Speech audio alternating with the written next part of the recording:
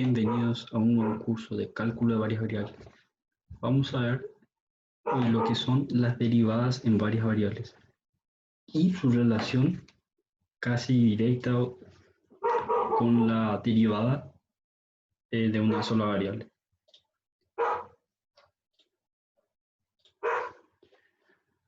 Muy bien. Los contenidos son, solo para ver esta parte introductoria, primero veremos lo que son las derivadas direccionales. Mediante ello vamos a obtener la definición de lo que son las derivadas parciales. Comenzamos recordando qué eran las derivadas de una sola variable.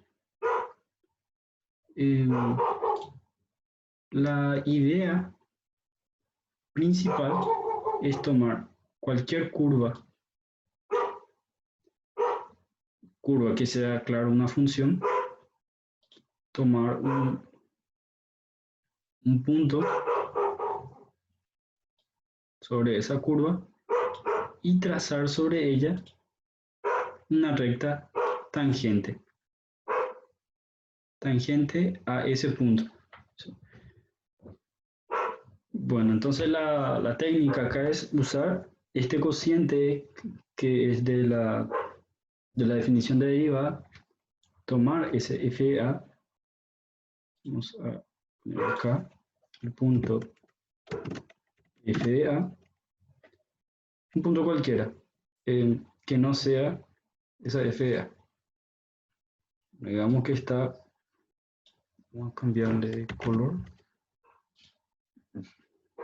digamos que está por acá. Este va a ser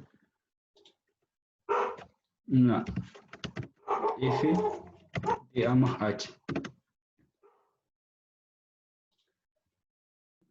Entonces, antes de tomar ese h, lo que se hace es tomar acá la distancia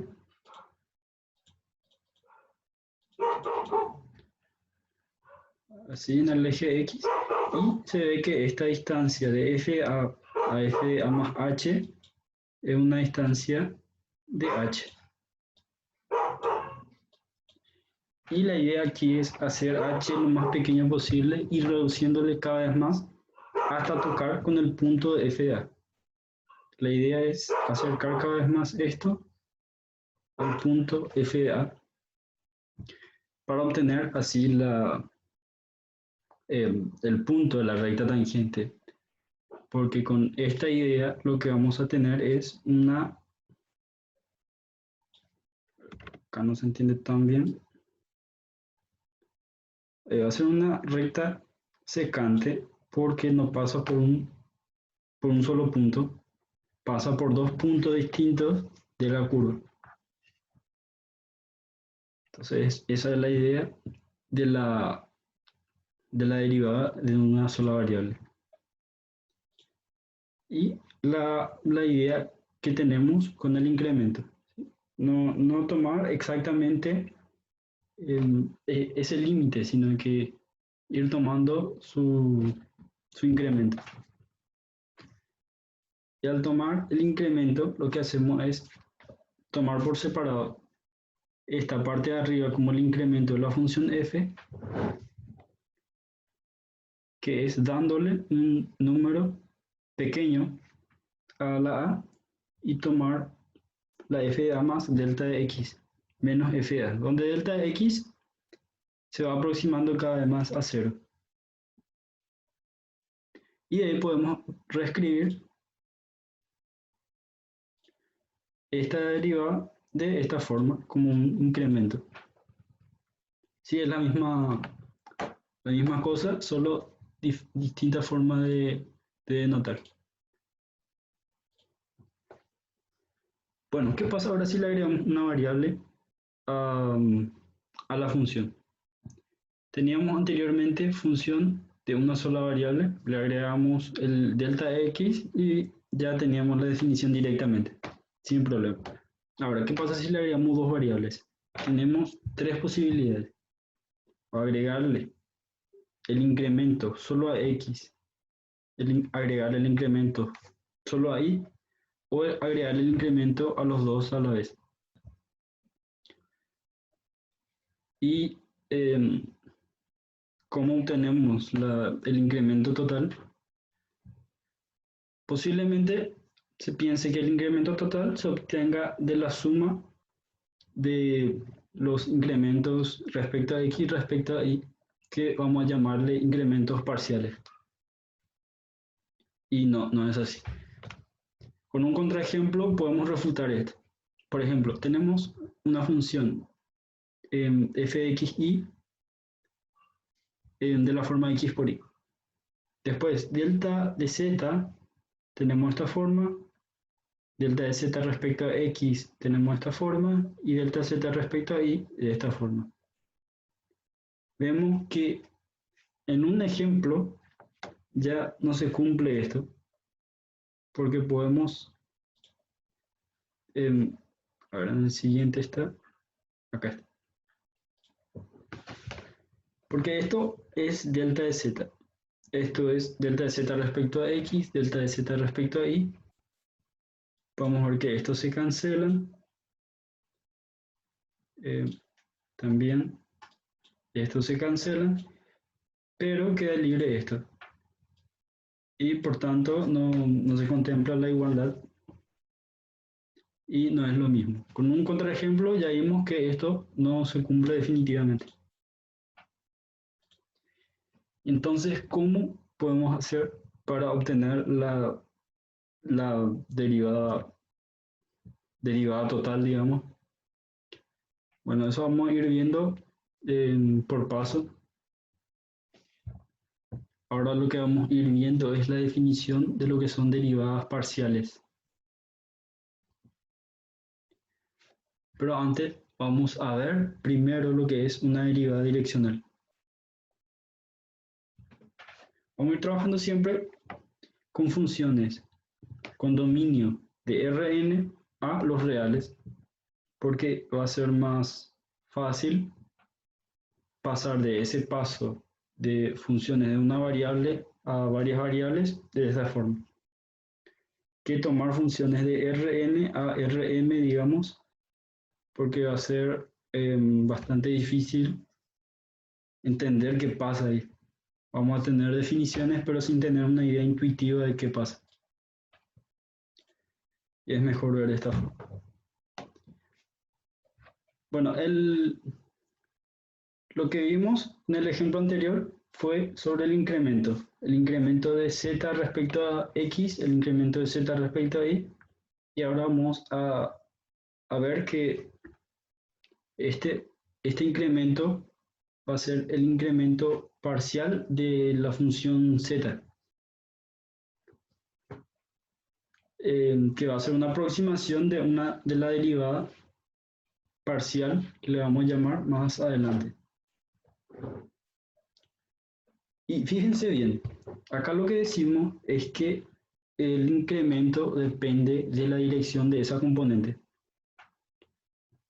O sea que si lo que estamos haciendo es derivar o hallar el incremento respecto a una variable, no consideramos la otra variable consideramos como una constante.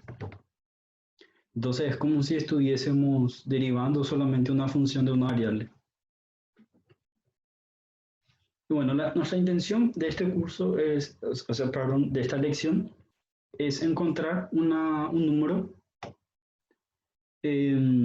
una función que satisfaga lo siguiente, que f de x más x sub 0 más h sea aproximadamente igual. Cuando decimos aproximadamente igual, nos estamos refiriendo a que h se aproxima cada vez más a 0. Bueno, y se aproxima cada vez más a f de x sub 0 más L de h. Para obtener así la derivada total de nuestra función, ¿qué va a ser? La derivada de f en el punto x sub 0 por h, que sea igual a ese número L perdón, a esa función L que estamos tratando ayer. Ahora, fíjense que tenemos funciones de Rn a R. Todavía no estamos definiendo que L acá sí va a ser un número. Pero ¿qué pasa si H no es un número acá, sino que es un vector? Bueno, entonces, para que esto sea un número, esto tiene que ser al menos un vector o una matriz. Vamos a ver más adelante qué forma deben tener. Y acá está. Derivada direccional va a ser una definición muy importante para definir lo que es la derivada parcial. Tomamos un vector unitario. ¿Qué pasa? ¿Qué significa un vector unitario? Un vector U se dice que es unitario. Es un vector U que tiene una cierta dirección, ¿verdad? Es unitario cuando su módulo es igual a 1. Y el módulo de un vector siempre vamos a tomar como la raíz cuadrada de las componentes al cuadrado. Si x1, x2 hasta xn son las componentes de este vector, entonces este es su módulo. Y para que sea unitario, su módulo nos debe dar 1. Y tomamos x sub 0 un punto. La diferencia entre un punto y un vector es que el punto es estático y el vector tiene una dirección. Entonces, para nuestra definición de acá, un punto es algo estático y un vector es la dirección desde el origen de coordenadas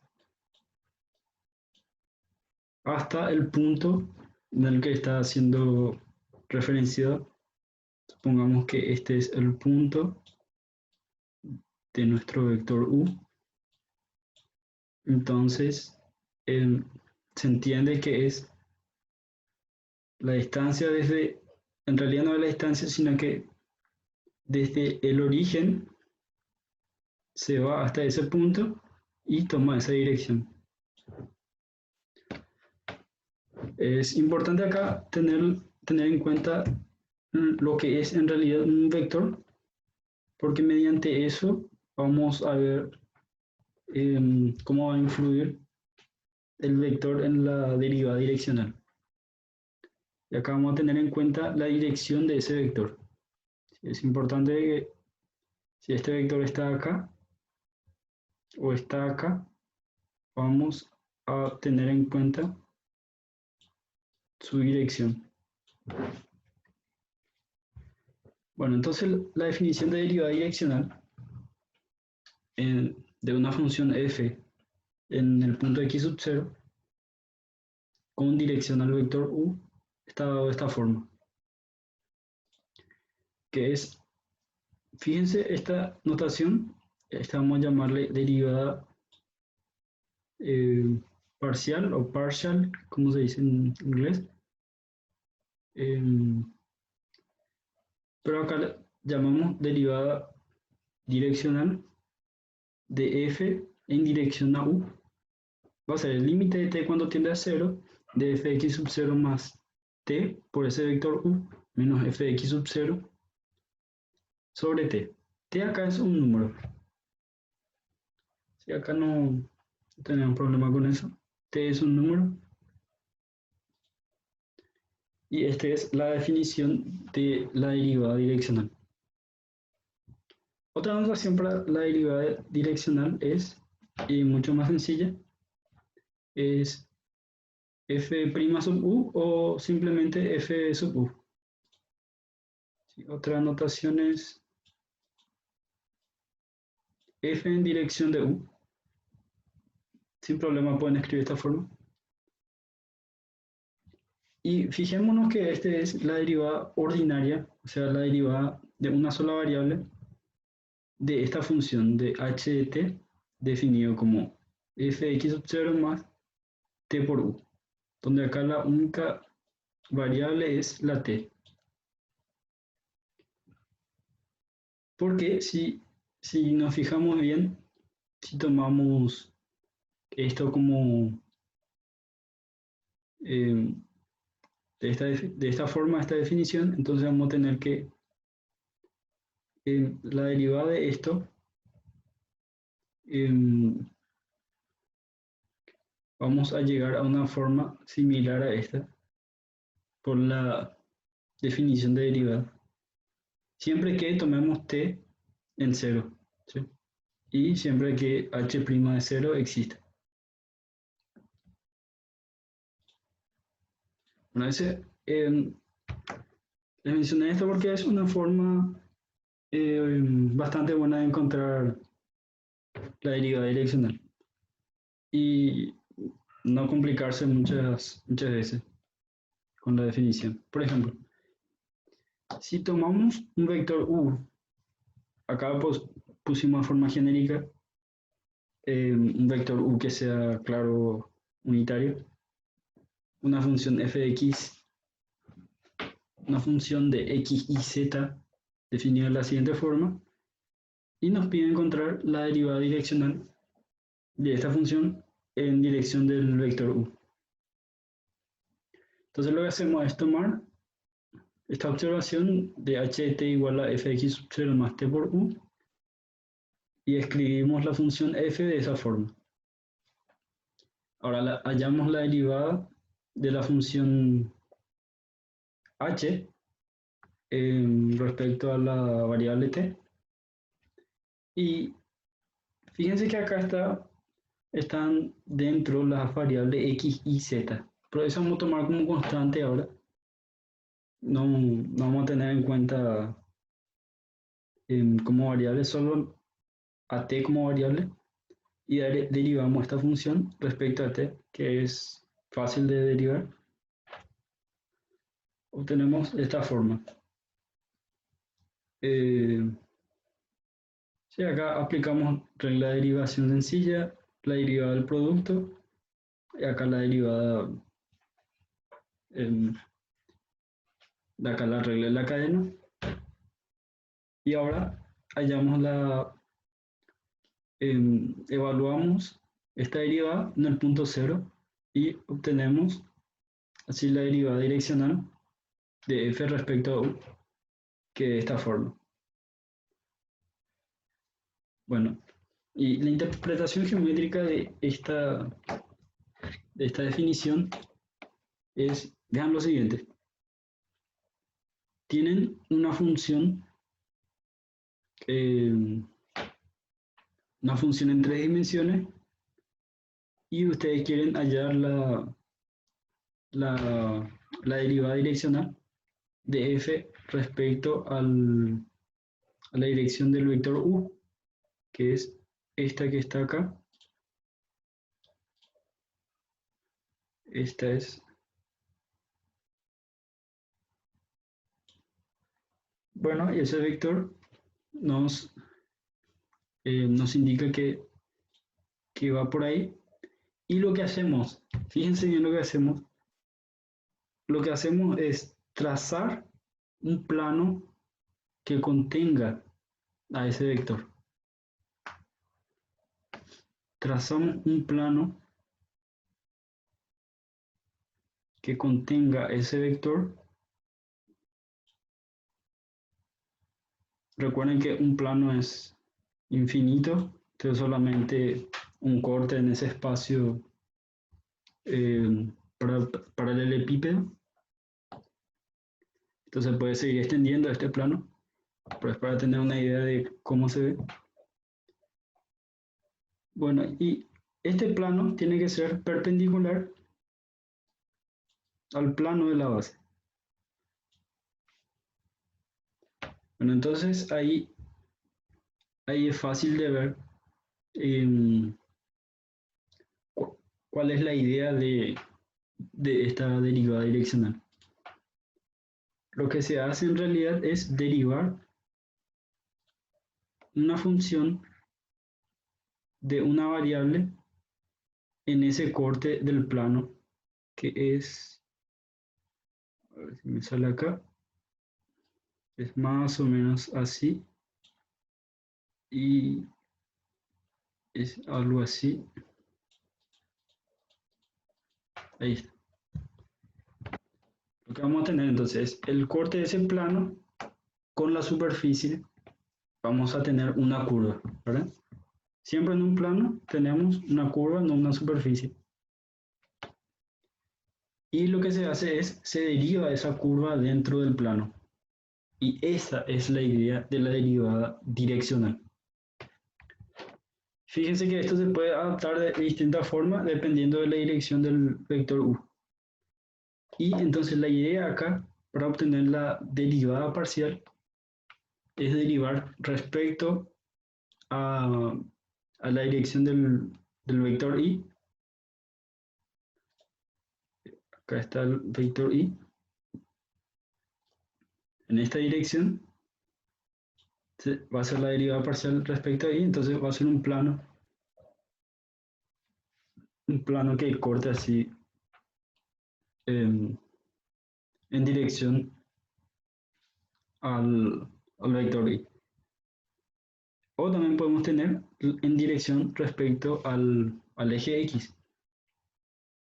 Eso van a ser la derivada parcial respecto al eje X o respecto al eje Y. Esa es la idea entonces con la derivada direccional. Pero antes vamos a ver otro ejemplo más. Bueno, acá pide, nos da la función, ¿sí? F de x y es igual a x cuadrado más coseno de x más y en dirección del vector 1, 2. Recuerden que la definición teníamos que tener un vector unitario. Si no teníamos un vector unitario, perdón, capaz cambie todo, toda la definición. Con la idea intuitiva, lo que tenemos que tener es una dirección, ¿verdad? Entonces, vector unitario o no, eso es lo que nos dice la definición. La idea es tener un vector, pero por la definición nos pide que sea unitario. Si no es unitario, entonces vamos a obtener otra cosa. Capaz una función con la misma dirección, pero al multiplicar por algo mayor, entonces obtenemos otra cosa. Entonces vamos a tener que buscar siempre que sea unitario. ¿Y qué pasa entonces? ¿No nos sirve esto? ¿No podemos continuar? Sí, vamos a continuar. Lo que podemos hacer es transformar este vector y hacer que sea unitario. No va a perder su dirección. Fíjense que si tomamos esta forma del espacio, el punto 1, 2 está 1 acá en X, 2 en Y.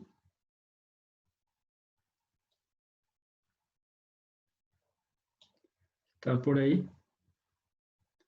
Y toma esta dirección. Esta dirección. Entonces lo que tenemos que respetar es la dirección. Y que sea unitario. Y lo que vamos a hacer es obtener otro vector con la misma dirección, con el mismo sentido, pero con una longitud menor. O sea que sea más o menos así. ¿Sí? La misma dirección, pero que sea unitario. Acá está la definición, para que recuerden. Un vector u es unitario si su módulo es igual a 1. su módulo vimos que es la raíz cuadrada de sus componentes, de la suma de sus componentes al cuadrado. El vector 1, 2 no es unitario. Podemos escribir, de hecho, a que es igual. Hallamos un módulo, que es 1 al cuadrado más 2 al cuadrado, bajo una raíz. Y esto es raíz de 5. Evidentemente no es 1. Acá hallamos su módulo. Antes de ver esto, siempre podemos convertir un vector en unitario, siempre. Siempre que sea distinto de 0, claro. Tomando el vector arriba dividido su módulo. Entonces vamos a tener lo siguiente. Esto es el módulo 1 sobre 1 al cuadrado, raíz de 1 al cuadrado más 2 al cuadrado, y el vector b es 1, 2. Por propiedad de vector, un escalar podemos multiplicar a un vector y queda otra vez un vector, ¿verdad? Entonces la idea de multiplicar un escalar por un vector es multiplicar 1 a 1. Y multiplicamos 1 sobre raíz de x a cada uno de los componentes de este vector. Y obtenemos esto. Fíjense que si ahora hallamos el módulo de este vector u, va a ser unitario.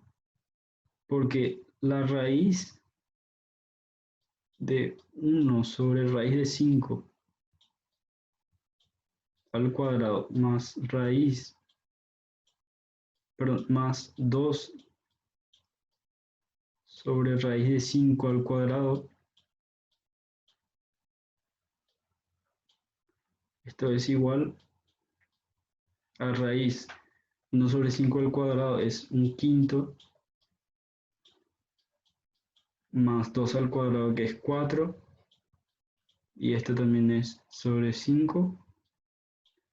Esto tenemos el mismo denominador, podemos sumar arriba. Tenemos raíz de 5 sobre raíz de 5, perdón, raíz de 5 sobre 5 que es raíz de 1 y es 1. Este vector entonces conseguimos que sea unitario sin que pierda su dirección ni su sentido. Eso es importante también. Y ahora hacemos como vimos en la observación anterior, que hacemos h de t igual a f de x más la primera componente del vector, la nueva componente del vector, ¿verdad? Que es esto.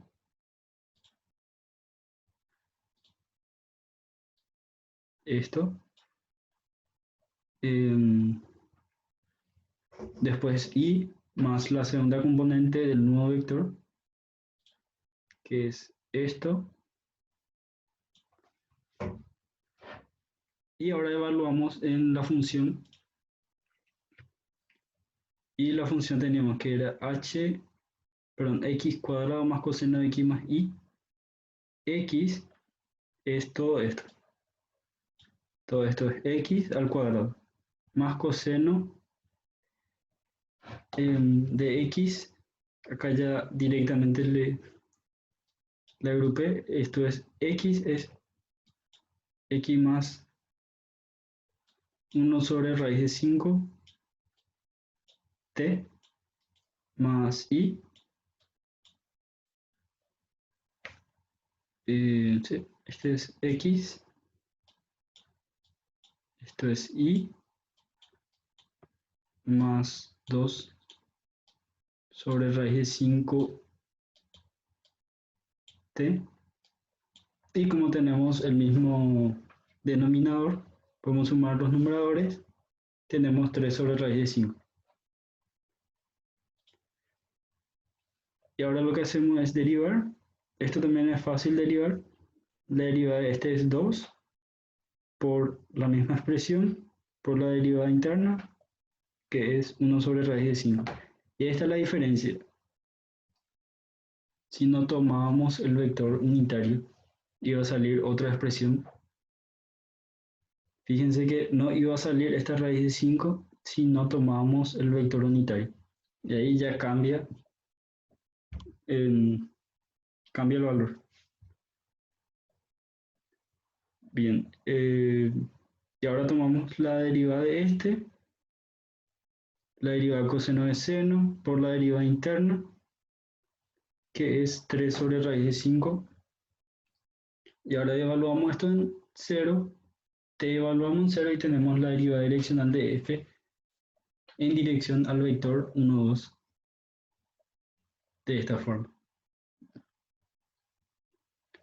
Esto no es más que h evaluado en 0. Y ahora con esto vamos a ver por fin lo que es la derivada parcial. Bueno, la derivada parcial, como les venía diciendo, es un caso particular de la derivada direccional. Primero vamos a considerar los vectores canónicos E1, E2, E3, E sub n, de esta forma. Bueno, tenemos, vamos a ver el ejemplo, o sea, el caso en R2, o sea, de R2 a R.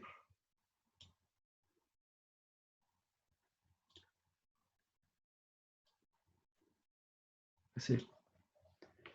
Entonces, el vector E1, este vamos a tomar vector, no puntos. No le pongo la flechita acá, pero ya se entiende que esto es vector, ¿sí? Al explicar acá. Entonces el vector E1 vendría estando acá. El vector E2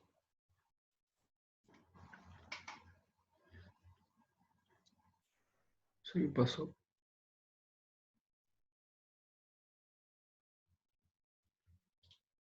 Bueno, volvemos.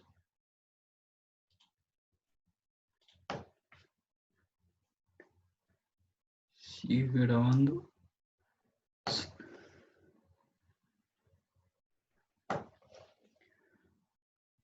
Bueno, teníamos esto.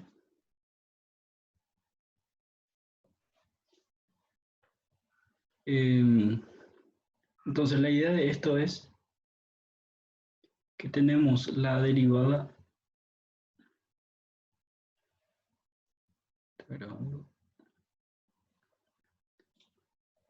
Tenemos la derivada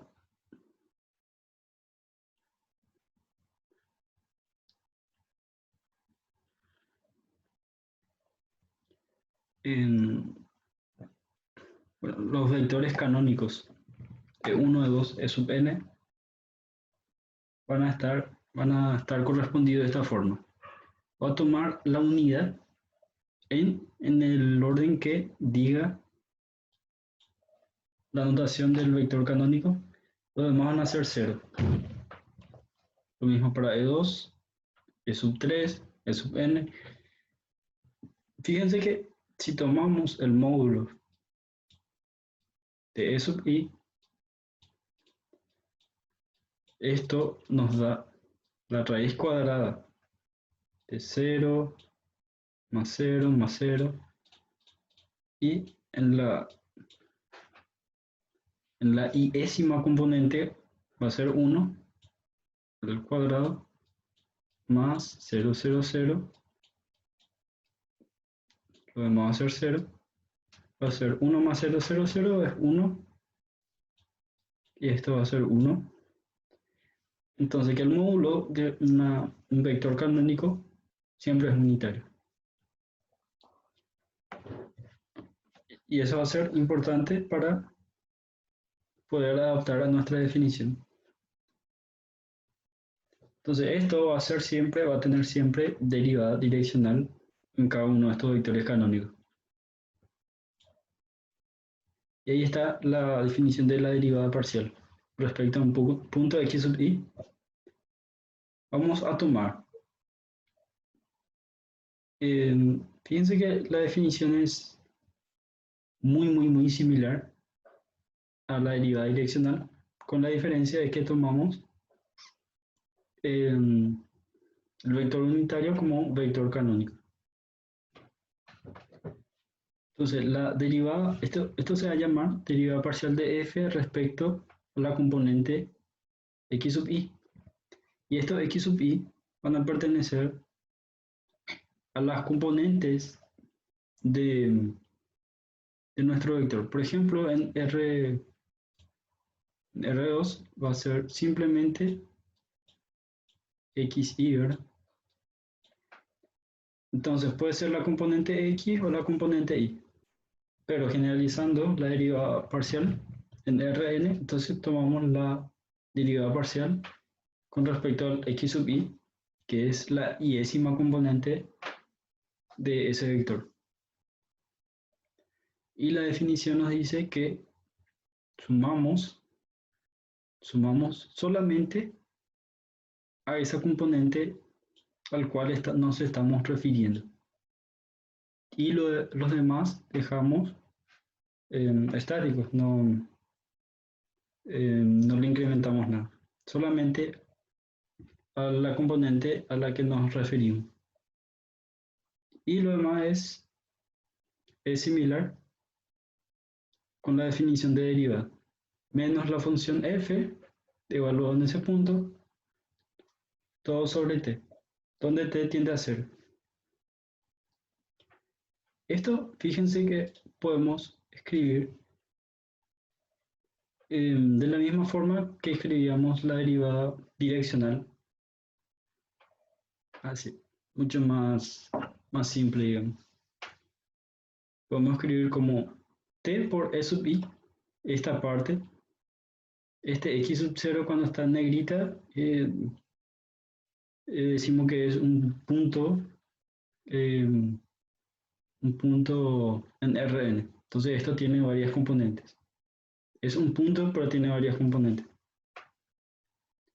Por t, más t por el vector e sub i, que es el vector canónico en la dirección de esa i.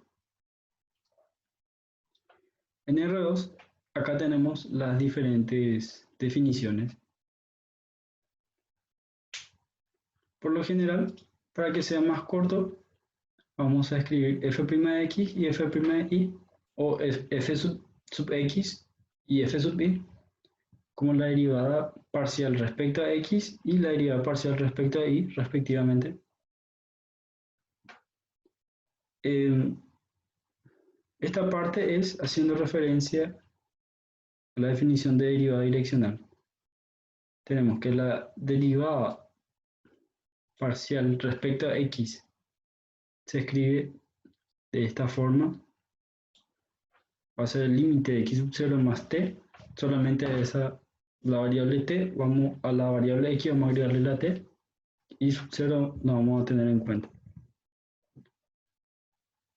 Y para la derivada parcial de y, de f respecto a y, vamos a hacer el incremento solo en la variable y, solo en la componente y. Vamos a ver un ejemplo. Nos pide hallar las derivadas parciales de f con respecto a x y respecto a y, cuando pide solo derivadas parciales. Bueno, para la derivada parcial respecto a x, fíjense que pide acá por definición, y cuando pide por definición, vamos a seguir las instrucciones ahora. Entonces, tomando con la definición del límite cuando t tiende a 0, de esta forma, este cociente,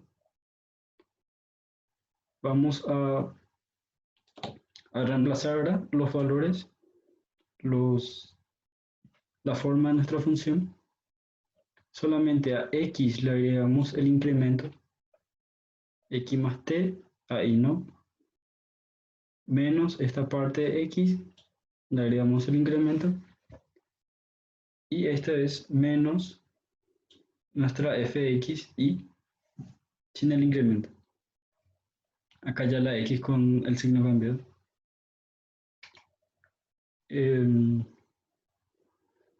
Y ahora operamos todo lo que se pueda. Tenemos esta forma. Acá podemos eliminar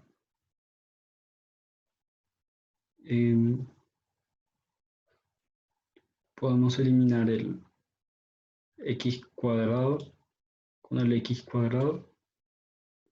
Eliminamos el 3xy con el 3xy y nos queda lo demás. Podemos hacer factor común t. Nos queda de esta forma. Simplificamos sin problema. En límite se puede hacer eso. Y tenemos esto. Cuando esto tiende a 0, entonces nos da de esta forma. Fíjense que la forma directa de derivar esto respecto a x es derivar directamente como función de una variable. Solamente si f es una función respecto a la variable x y la variable y tomamos como constante. Entonces esto podemos derivar como 3y menos acá la derivada de una potencia, el 2 bajamos y hacemos x a la 2 menos 1 que es x y es lo mismo que esta forma. Entonces es sencillo derivar directo, hacer la derivada parcial respecto a x y respecto a y. El mismo procedimiento hacemos respecto a y y antes de mostrar el resultado vamos a ver qué tiene que ser. Vamos a ver qué forma tiene que quedar. Si le derivamos respecto a y, esto queda como constante, entonces queda 3x y esto queda como constante, entonces 0 y 3x nomás. Y ahí está, esa es la derivada parcial respecto a y. Vamos a ver con la notación para derivadas parciales de orden superior. Si queremos hacer derivada superior respecto a x y respecto a y, tenemos lo siguiente. La derivada segunda con respecto de la función f con respecto a x se escribe de esta forma y se entiende de esta forma. Que lo que hacemos es derivamos f respecto a x y luego volvemos a derivar f respecto a x. Lo mismo para y. Acá tenemos la derivada de f respecto a y y la idea es derivar f respecto a y y luego volver a derivar respecto a y. Pero se puede intercalar, hacer derivada de f respecto a x y después respecto a y. Sí, se puede. Y vamos a tener de esta forma. Tomamos la función f y lo derivamos respecto a x respecto a y. Y acá hay que cuidar el orden, porque no es lo mismo la derivada de f respecto a x respecto a y que respecto a y respecto a x. Acá en esta notación primero se deriva x y después y. Y en esta notación primero se deriva, acá primero se deriva de izquierda a derecha y acá de derecha a izquierda. Porque denotamos de esta forma. Primero derivamos f respecto a x y luego respecto a y. Y con esta notación, primero derivamos f respecto a y y después respecto a x. Ustedes sin problema pueden usar cualquiera de estas notaciones. Que si ponemos acá es porque ya se entiende. Y un buen método para derivar de forma sucesiva o en orden superior es con el siguiente diagrama del árbol. Tomamos f como la función que está en la punta, en la copa del árbol, y las derivadas de f con respecto a x y con respecto a y inmediatamente debajo de ella. Y tomamos este camino, la derivada de f con respecto a x por este camino, y la derivada de f con respecto a y por este camino. Y entre ellas pueden haber varios otros caminos. Podemos tener acá la derivada de f con respecto a x y volvemos a derivar respecto a x. O esa misma podemos volver a derivar respecto a y. Y por el otro lado, por la otra rama, tenemos la derivada de f respecto a y. Esa misma podemos derivar respecto a x o podemos derivar respecto a y.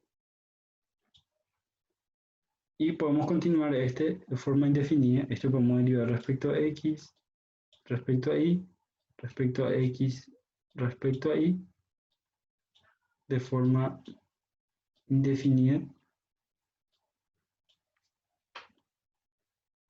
Es solamente para tener en cuenta el método de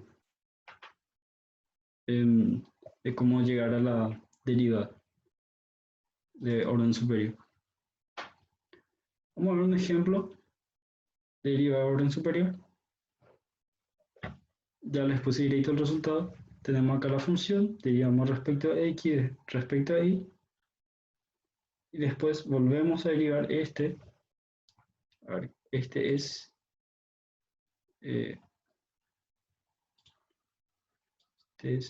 la derivada de f respecto a x. Esta es la derivada de f respecto a x respecto a y. Derivada de f respecto a x respecto a x. X y. Entonces f respecto a y. F respecto a y respecto a x. F respecto a y respecto a y. Acá hay una igualdad, si se dan cuenta, estos son exactamente lo mismo. Y vamos a ver que esto, justamente este ejemplo es para detallar eso, que hay casos donde las derivadas parciales de segundo orden van a ser iguales, pero con una hipótesis previa. Aquí está, se conoce como el teorema de Schwarz o el teorema de la simetría de las derivadas cruzadas. Lo que vamos a tener es una función que va a ir de R2 a R. Este es perfectamente se cumple con funciones de Rn a R, pero para demostrar vamos a ver con funciones de esta forma, con dominios en el plano, donde R es un disco abierto con segundas derivadas parciales continuas. Eso significa que si derivamos la función con respecto a x, con respecto a y, o con respecto a x, con respecto a y, con respecto a x, los dos son continuos, entonces son iguales. ¿Sí? O sea que si invertimos esto, van a ser lo mismo.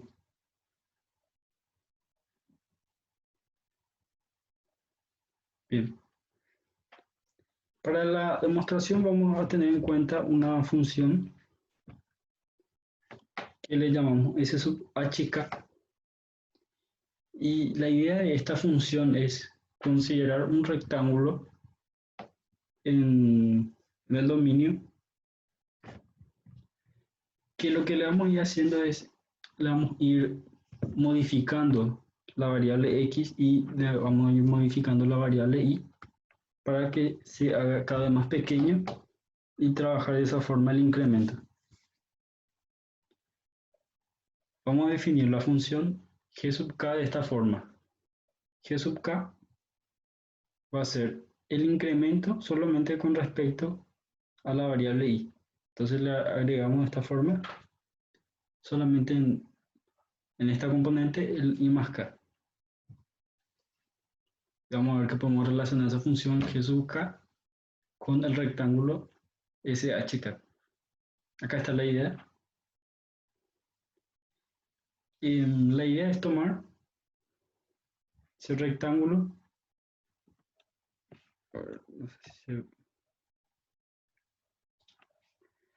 Bueno, la idea es tomar ese rectángulo donde varíe acá va a ir variando con una distancia h, que acá con una distancia k, ¿sí? Acá va a ser con h y acá va a ser con k. Muy bien, y lo que queremos hacer es ir aproximando cada vez más a cero esa h y esa k para obtener la definición de derivada. Y si hacemos h y k y después k con h, entonces vamos a obtener las derivadas parciales de los órdenes que buscamos.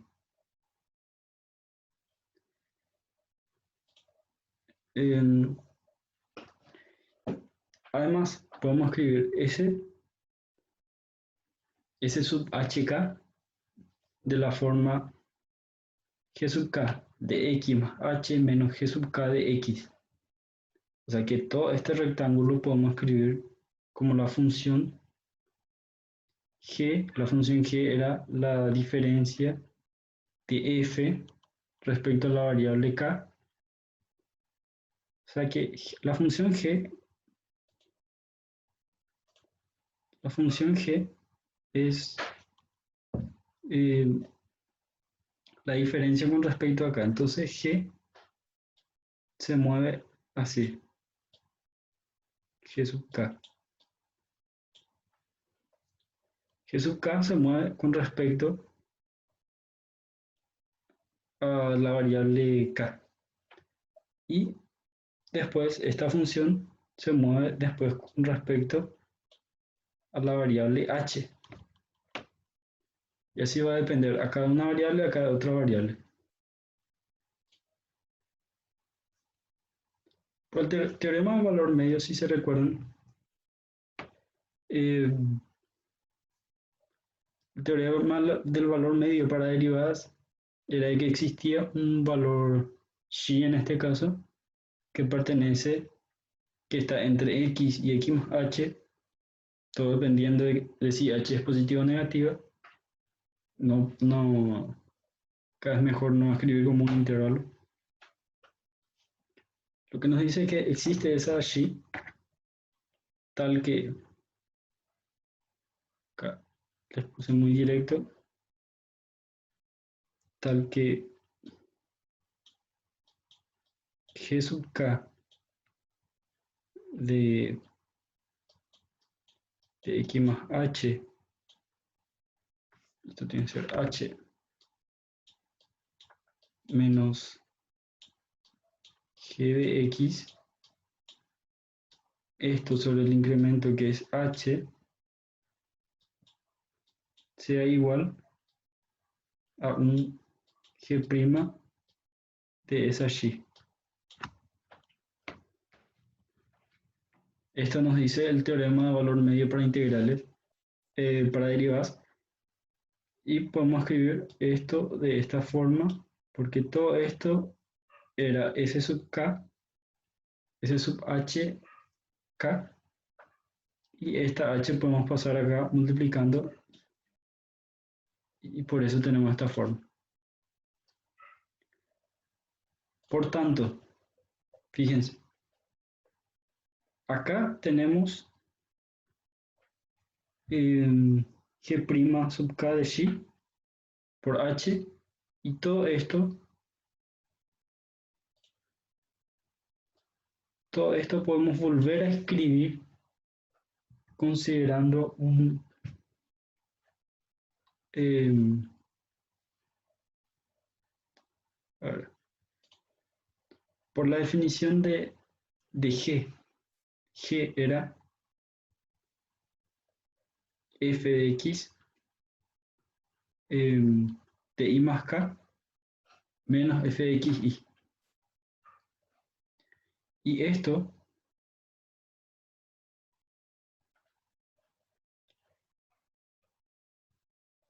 eh,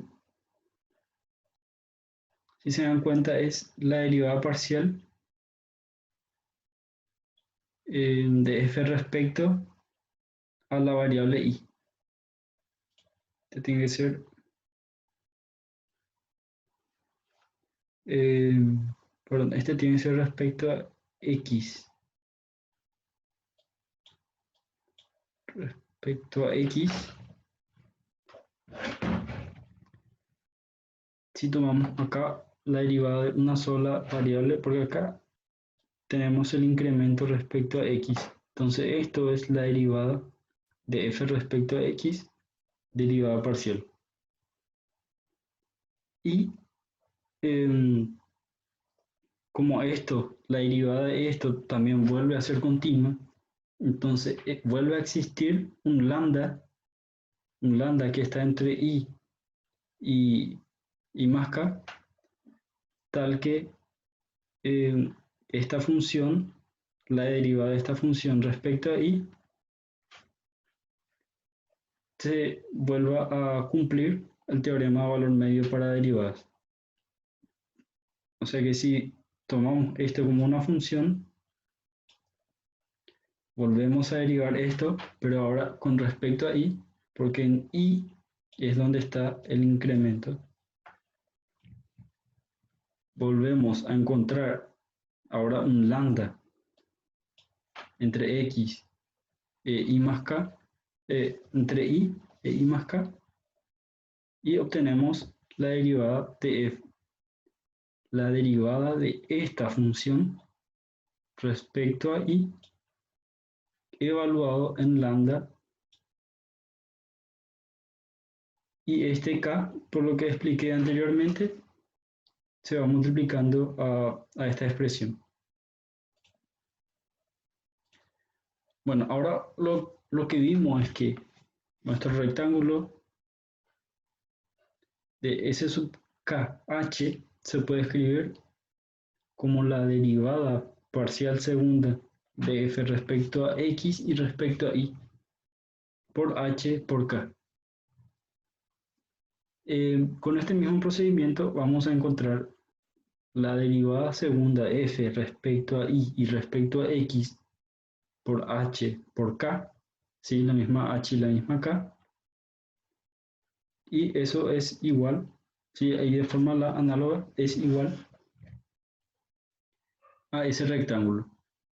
Fíjense que ahora tomamos lambda sombrerito y xi sombrerito, porque no necesariamente van a ser exactamente iguales. No sabemos si eso tiene que ser el mismo.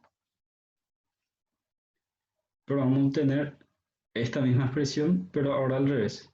La derivada parcial de f respecto a y la derivada parcial de f respecto a x va a ser igual, o sea, por h por k va a ser igual a esto. ¿Pero qué nos decía nuestra hipótesis? Nuestra hipótesis nos decía que las derivadas parciales, acá están las segundas derivadas parciales, son continuas. Eso es importantísimo para esta conclusión. Por hipótesis sabemos que esas derivadas parciales son continuas, o sea que esto es continua.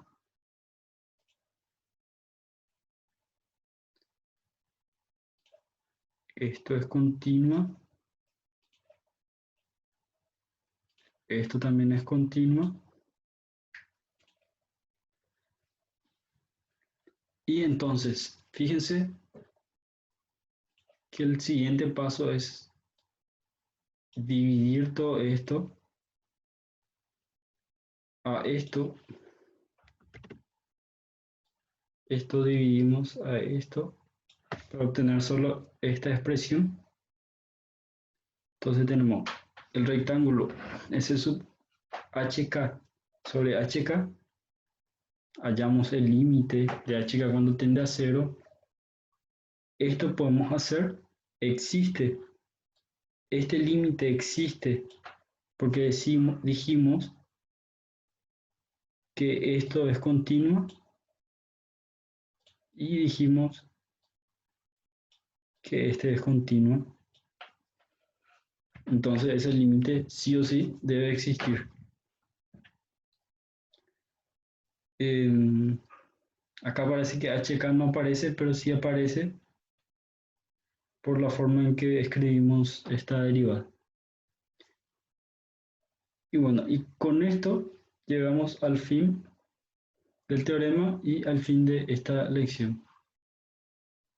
Espero que se haya entendido lo suficiente. Cortamos aquí.